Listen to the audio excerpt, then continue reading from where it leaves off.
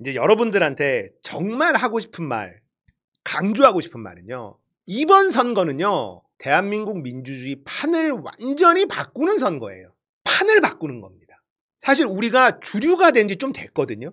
유시민 작가가 우리가 주류다 이런 말씀을 하셨단 말이에요. 저 매우 공감을 하는데 우리가 비주류로 너무 오랜 시간 살아와서 우리도 그게 좀 어색하게 느끼는 거예요. 자, 저놈들이 찻대기 걸려가지고 한나라당을 버립니다. 그리고 새누리당으로 이름을 바꿔요. 그래서 그때 민정당 때부터 이어져온 파란색을 확 버려. 그리고 새누리당 빨간색을 딱 집어들어. 자, 그러자 민주당이 아싸! 외치면서 파란색을 확 집어옵니다. 그리고 문재인 당대표 시절에 기호 1번을 먹어요. 한석 차이로 기호 1번을 먹습니다. 이때부터 우리는 이미 주류가 된 거예요. 파란색과 기호 1번. 이건 대한민국의 전통적인 주류의 색깔과 번호였습니다. 왜 쟤네들이 이찍이 됐습니까? 이찍은 늘 우리였어. 기호 2번은 우리였다고. 파란색의 1번이 대한민국 주류야. 늘 그래왔는데 지금 파란색하고 1번을 우리가 먹은 지 오래됐고 이제 기호 1번을 우리가 놓치지 않습니다. 놓칠 수가 없어요. 그 이후로 180석을 먹고도 아쉽다는 말이 나오는 상황이 됐어요. 대한민국 시민들 전 대단하다고 생각하는데 180석 먹었는데 이거 이긴 거 아니다. 막 이래 화를 내. 180석이 쉬운 일이야? 아니거든요. 불과 얼마 전 89석인가 80 몇 석이었어요. 민주당이. 그리고 톡하게 싸웠거든요. 80 몇 석으로도 버티던 게 엊그제 같은데 180석 먹었는데 200석 못 먹었다고 이건 이긴 게 아니다. 이러고 있는 게 대한민국 시민들이란 말이에요. 민주시민들. 적응력이 너무 빠른 건지 그렇게 우리도 모르는 사이에 우리가 이 사회 주류 세력이 되어버린 겁니다. 지금 아직도 우리가 주류라는 걸 인정 못하는 애들이 있죠. 지금 기득권 세력들, 검찰, 판사. 자본은 빨리 흡수합니다. 돈이 제일 빨리 표변해요. 돈은 이미 민주당과 이재명이 주류다라는 걸 인정한 지 좀 됐습니다. 그리고 재벌들도 다 그렇게 인지를 하고 있어요. 이제 재벌 총수들의 몇 명이 성향이 있고 자기 회사보다 자기 개인 이익을 추구하는 총수들, 그 집안들 이런 거는 아직 조금 왔다 갔다 중간에 발딱 거치고 있지만 돈은 이미 우리가 주류라는 걸 알고 있어요. 그러니까 재벌 총수들도 얘네들을 배척하지만 않는다 그러면 굉장히 잽싸게 민주당과 이재명에 붙을 겁니다. 저 민주당이 집권을 하면 재벌 해체하고 이렇게 하지 않을까? 이재명은 그렇게 안 해요. 그렇게 안 합니다. 그러면 재벌 총수들이 민주당이 주류고 민주당에 붙을 거예요. 그럼 남은 게 뭐냐? 경찰 공권력, 검찰 공권력, 판사들, 사법부의 공권력. 자, 선거하는데 국민의힘이나 이런 데들은 솜방망이 처벌해. 민주당에 하면 아주 죽일 듯이 잡아먹어. 저 대구에 벤츠남 사람 치고 갔는데도 풀어줘? 이런 일들이 아직도 벌어지는 건요. 얘네들이 아직 우리가 민주시민들이 민주당이 주류 세력이라는 걸 인정하지 못하고 있는 겁니다. 이런 걸 우리가 사회책에서 배웠죠. 아노미 현상, 문화지체 현상. 세상이 바뀌었는데 못 따라가는 거야. 시간이 지나면 얘네들도 따라옵니다. 자, 30년이 넘게 걸렸어요. 이렇게 되기까지. 그 세월 동안 김대중 노무현 대통령 시대를 우리가 거쳤고 이명박 박근혜가 대통령이 되면서 다시 돌아가는 듯 했는데 문재인 대통령을 우리가 다시 만들었죠. 그리고 윤석열이 되면서 또 되돌아가나 했는데 이제 이재명 대통령을 만들려고 하고 있는 거예요. 자, 민주당은요. 원래 김영삼의 소유였습니다. 민주당이라는 이름은.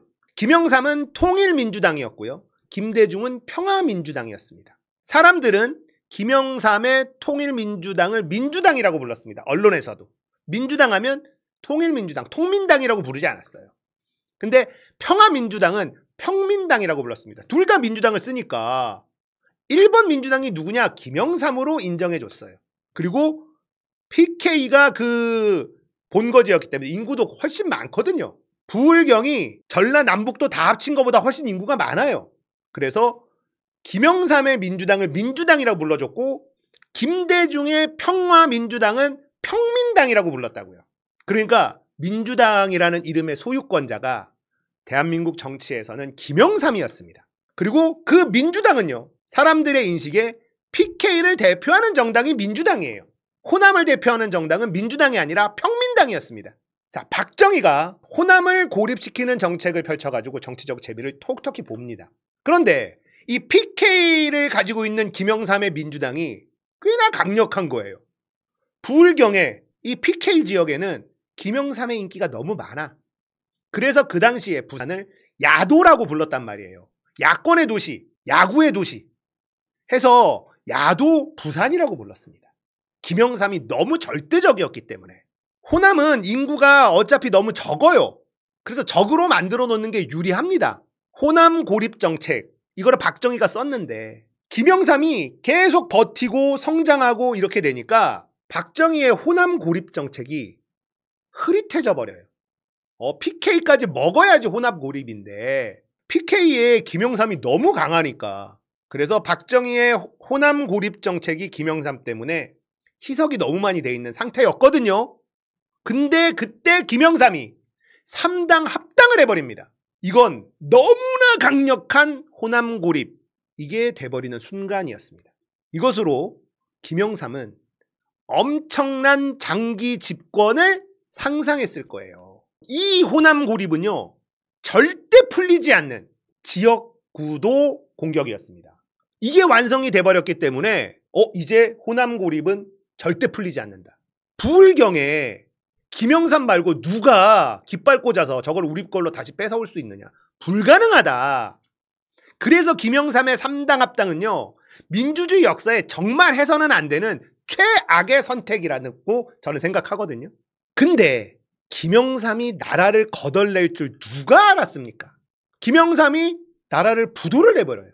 그래서 김영삼의 무능력 덕분에 김대중이 다음 대통령이 될 수 있었습니다. 만약에 나라 거덜만 안 냈으면요, 김대중 대통령 안 됐을 거예요. 김대중 대통령이 안 됐으면 우리는 평화로운 정권 교체가 아직도 일어나지 않고 있었을 가능성이 매우 높습니다. 그게 지역 구도가 무섭다는 의미예요. 김영삼 정권이 IMF에 손을 벌리는 일이 벌어지고 나라가 거덜이 나고 기업이 연쇄 부도를 하고 난리가 났습니다. 그런데 김대중이 쉽게 대통령이 되지 않았어요. 그렇게 나라를 거덜냈어도요, 이회창을 찍는 사람들이 엄청 많았습니다. 김대중은 김종필하고 손을 잡고 욕을 바가지로 먹으면서 손을 잡고 겨우 이깁니다. 지금 생각해보면 미치는 노릇이죠. 아니, 어떻게 나라를 거덜내고 수많은 사람들이 자살을 하고 수많은 기업들이 부도가 나고 외국 자본들이 싸구려가 된 알토란 같은 회사들 줍줍하고 이렇게 만든 세력을 또 찍어준다고? 예, 또 찍어줍니다. 김대중이 넉넉하게 이기지 않았어요. 겨우 이겼습니다. 김종필하고 손잡지 않았으면 김대중 떨어졌습니다. 맞아요. 그때 이인재가 나가가지고 500만 표를 가져갔어요. 그럼에도 불구하고 겨우 이겼습니다. 이인재가 있었고 DJP 연합을 했고 그렇게 해서 정말 박빙의 승부로 김대중이 대통령이 됩니다. 이제 계엄을 하고 내란을 일으켰는데 김문수를 찍어주는 사람들이 있다는 걸 이제 좀 납득이 되시죠? 생각해보면 그때 얼마나 힘들었습니까? 그런데도 이인재가 한 500만 표 뺏어가고 DJP 연합하고 겨우 이겼어. 대단합니다. 이게 지역구도의 무서움입니다. 지역구도가 얼마나 무서운지. IMF만 안 거쳤으면요, 지금까지 정권교체는 불가능해요. 불가능합니다. 그때 김대중이 대통령이 되고 IMF를 극복을 하고 사실상 한 3년 만에 IMF 빚을 다 갚아버려. 사실상. 근데 너무 빨리 갚지 마라 그래서 천천히 갚아요. 그리고 인터넷망 깔고 브로드밴드 미래 먹을거리를 그 임기 5년 안에 준비를 싹 해놔요. 그 맛을 본 국민들이 대통령이 중요하구나. 그렇게 맛을 봤기 때문에 노무현도 되고 문재인도 되고 정권이 왔다 갔다 하는 일이 벌어진 거예요.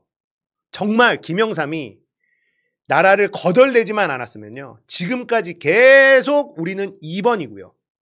정권 교체는 아직도 불가능했을 겁니다. 지역구도가 그렇게 무섭다. 자, 호남에서부터 고립돼서 출발한 평화민주당부터 우리가 여기까지 온 겁니다. 지역구도의 상식 따위는 필요가 없어요. 우리가 남이가 이 한마디면 끝나요. 내란을 일으켜도 찍어줍니다. 나라를 거덜내도 찍어줍니다. 어떻게 이깁니까? 근데 어떻게 여기까지 온 거예요? 호남 정당이었던, 호남 지역 정당이었던 평화민주당부터 출발해서 노무현이 경상도 사람이지만 김대중과 함께 하겠다고 들어오고 이렇게 조금씩 호남색을 지워가면서 수도권으로 진격하고 수도권을 좀 먹으면서 호남색을 지우고 전국정당으로 바꿔가고 지금 부울경에서 저번 총선에서 45%를 먹고 제주 먹고 이렇게 된 거예요. 30년 걸렸습니다. 정말 조금씩 우리는 열불 터지는데 어떻게 저렇게 친일 정당, 독재 정당을 찍어줄 수 있나? 지금도 내란을 일으켰고 그 후보를 찍어준다고? 납득이 안 되지만 그런 사람들이 여전히 많습니다. 하지만 지금은요, 우리 숫자가 훨씬 많아요. 30년 시간 동안 우리가 그렇게 만들어낸 겁니다. 저는요, 이번 대선에서 부울경의 득표율이 너무 궁금합니다. 저번 총선에서 부산에서 45%를 득표했기 때문에 그만큼 얻기 쉽지 않다고 생각을 해요. 저번 총선 때 조국이 가서 선거운동하고 문재인이 가서 선거운동에서 망했다라고 하는 사람들 많지만 그거 진짜 그렇게 얘기하는 사람들 진짜 나쁜 사람들입니다. 우리는 총력을 다 기울였고 45% 득표를 먹었어요. 엄청난 겁니다. 역대급이었어요. 모든 걸 쏟아부었기 때문에 45%를 먹은 겁니다. 그 이상 먹을 수 있었는데 택도 없는 소리입니다. 이번에 45% 먹을 수 있을까요? 쉽지 않습니다. 저는 못 먹는다고 봅니다. 45% 어려워요. 내란을 일으켰는데도 쉽지 않습니다. 만약에 45% 이상 나온다면 부산의 투표율이 매우 낮기 때문에 가능해질 수 있습니다. 자, 저는 부울경을 민주당의 텃밭으로 만들어야 된다고 계속 주장합니다. 그걸 반드시 해내야만 돼요. 국힘은 TK 고립이 돼야 된다. 박정희와 김영삼이 민주당을 호남으로 고립시켰듯이 그렇게 만들어야 된다.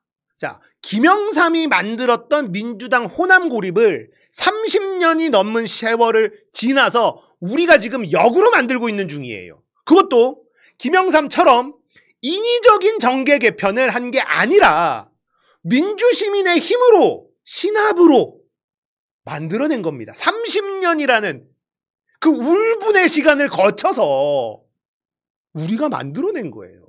자연스럽게. 이거는 진짜 위대하지만 조용한 혁명이다. 혁명입니다. 30년간 우리는 혁명을 이뤄내고 있었던 거예요. 저는 부울경이 민주당의 텃밭이 되는 그날이 반드시 온다고 믿고 있고요.